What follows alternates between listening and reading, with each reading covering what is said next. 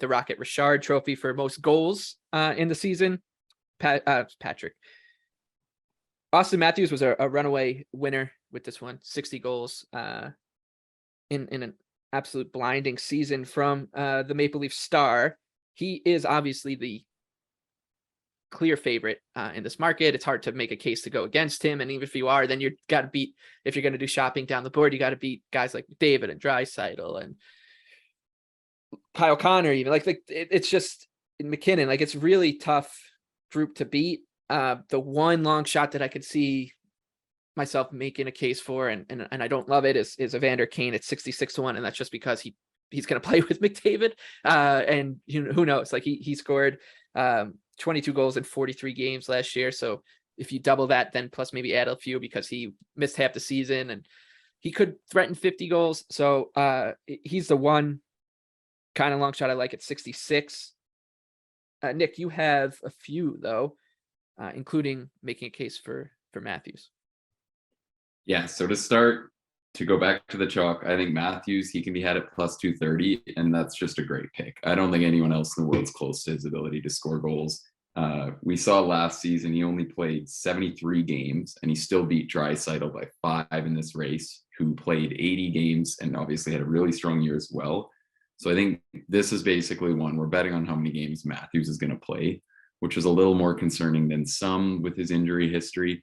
But that said, you can make another case for him that last year he came into camp with an injured wrist. He came into the season late and he played through that. And now all indications are coming out of their camp that he looks amazing, which we know you always hear that about the top guys. It's like the football best shape of my life comment. But it does really sound like Matthews is ready to go this year. And I think that's pretty scary considering how dominant his scoring has been. So yeah, I think Matthews has a really strong case there. And then after that, I'd kind of go into the longer shots, basically, seeing if some of those top guys fall out. I agree with you on Kane, 66-1. I think that's pretty strong. Same kind of case. I think Patrick Laine at 70-1 is a strong bet. He's just a pure goal scorer as well, just like with Matthews. We can see his ability to finish is, I think, so far beyond some of the guys who were priced above him. And he had that stretch last year where he was putting up almost a goal per game. Obviously consistency has been an issue with him, but maybe with Johnny Gaudreau on the fold, and if the power plays a little more solid, he is a little more consistent and hangs around in that race full time. And then one name I'll throw out there, just because it's the same kind of one with you. I don't really think, and he's more a guy I'd love to get involved with fantasy wise, and maybe if you can get just a regular season goal total. But I think Brock Besser is one of my favorite candidates to bounce back this season. I love him as a player, and he went through a lot last year with his dad passing away. And it seemed like, as down the stretch, he was working better with Boudreau. And I think he's just a guy with his skill set coming into the season with a bit of a clear mind. I think he's really going to pop. Yeah, and that kind of, bleeds into what Pete was talking about with Boudreau and this Canucks offense, that he's going to have facilitators. He's got a lot of talent around him, and Besser is a finisher. So at 400-1, I think it's a good case. Pete, what do you think here for Rocket Richard? Well, wanted to react off Nick's pick of Laine. I think that's a great forward-thinking move because they got Johnny Gaudreau. He's going to be the recipient of all those cross-ice passes, right? Johnny Hockey led the NHL in even strength points last season. And Laine, if they play together, is going to be a big-time beneficiary. So, and his ceiling has been high before in the goals category. So, exciting development for Laine for sure. Leon Draisaitl.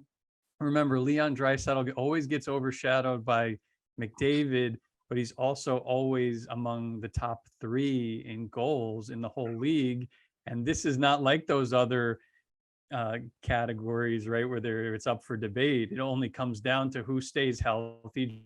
Draisaitl's always healthy, and he's always scoring among the league leaders in goals. So one injury to a Matthews or an Ovechkin, and Draisaitl could just by default lead the league in goals. I think he's capable of something like that. So keep an eye on him. And then, similar to what Nick said about, this guy's not going to lead the league in goals most likely, but does he have a high ceiling of 40, 45 goals? I think he does. I just wanted to mention Jacob Vrana with the new coach.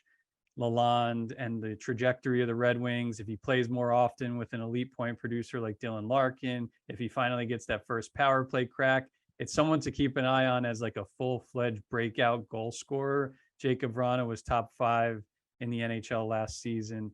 Didn't play that much, but top 5 in 5-on-5 goals per 60. So like he's ready to, he's untapped and ready to be unleashed, I think.